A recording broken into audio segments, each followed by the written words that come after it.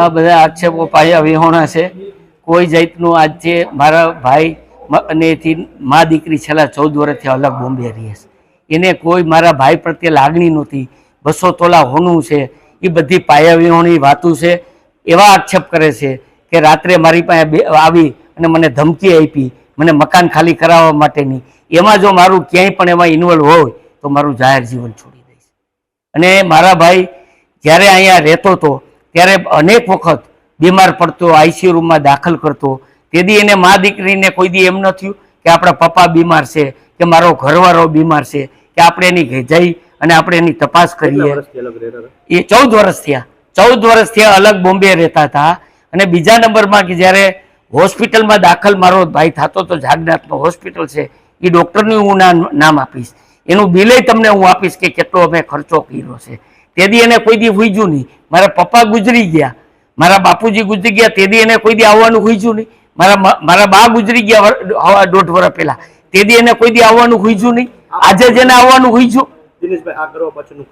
આ કારણ પડવા પાછળનું કે સમાજમાં ખોટી સહાનુભૂતિ મેળવી, ખોટી પોલીસને બદનામ કરવી કે એફઆઈઆર નથી લેતી, મિલકત પચાવવા સિવાય મિલકત દબાવી અને સમાજમાં આજે જાહેર જીવનમાં હોવાથી મને બદનામ કરવા અને મિલકત પચાવવા સિવાય બીજું કોઈ કારણ નથી. હવે મેં આજે જ વકીલ મારફત માનહાનિનો દાવો મેં કર્યો છે અને ટૂંક સમયમાં 10 કરોડનો મેં માનહાનિનો દાવો કર્યો છે. અને જો ટૂંક સમયમાં યોગ્ય નિરાકરણનો જવાબ નહીં દે તો હું એની વેફાર ફાડવાનો છું. આનંદભાઈ અમૃતિયા. આનંદભાઈ, તમારા પિતા ઉપર તમારી જ કાકાની દીકરીએ આક્ષેપ લગાડ્યા છે જમીનોના અને પૈસાઓ લઈને, સોનું લઈ લીધું છે, ઘણા આક્ષેપો લાગી છે. શું કહેશો? ખોટા ટોટલ પાયો એવો આક્ષેપ છે. મિલકત ટોટલી ખાલી 3 છે. એનું કોર્ટમાં અમે કાયદેસર પ્રોબેટના આધારે, અમે વિલના આધારે પ્રોબેટ મૂકેલું છે.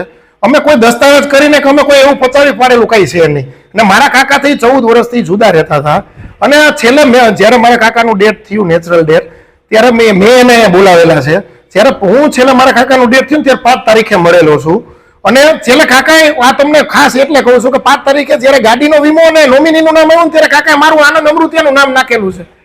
બીજું મને બાજુવાળાનો 7 તારીખે ફોન આવેલો છે કે તારા કાકાનું ઇમરજન્સી આવું છે, અહીં આવી જાય. એટલે હું ત્યાં પહોંચ્યો. પછી મેં 108 બોલાવી અને મેં ટોટલી જે કાયદેસર કાર્યવાહી થતી હતી PM થી માંડીને બધું બોલાવી. પછી મેં કાકીને બોમ્બેથી મેં ફોન કરીને મેં પોતે અહીંયા બોલાવેલા છે. આ લોકો કેટલા વર્ષથી એમને દૂર રહેતા હતા? 14 વર્ષથી વધારે. શું કારણ છે લોકો દૂર રહેતા? એને બેને ઘરનો કાયમી પ્રોબ્લેમ જ હતો. અને આ લોકોને આંટીને પહેલેથી જ માનસ એવું પૈસા સિવાયની કોઈ વાત જ નથી, મિલકતનું લેનું ના.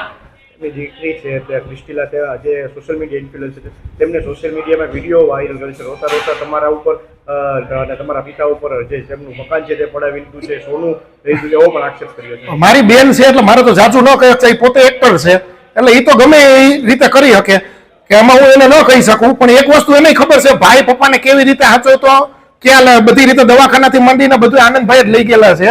પણ છતાંય કોઈ મિલકતના આપણું જે કઈ કોર્ટમાં પ્રોસેસ છે એ એની પ્રક્રિયામાં ચાલુ છે. હવે શું પગલાં લેશો? ટોટલી જે કાયદેસર કાર્યવાહી થાય, ખાસ કરીને મારી મકાન છે એટલું કાકાવાળું છે જે મારું વધારે, હું પેલા એને કહીશ કે મારે ખાલી કરવાનું છે. ભલે મારે નથી રહેવું ને એને નથી રહેવાનું.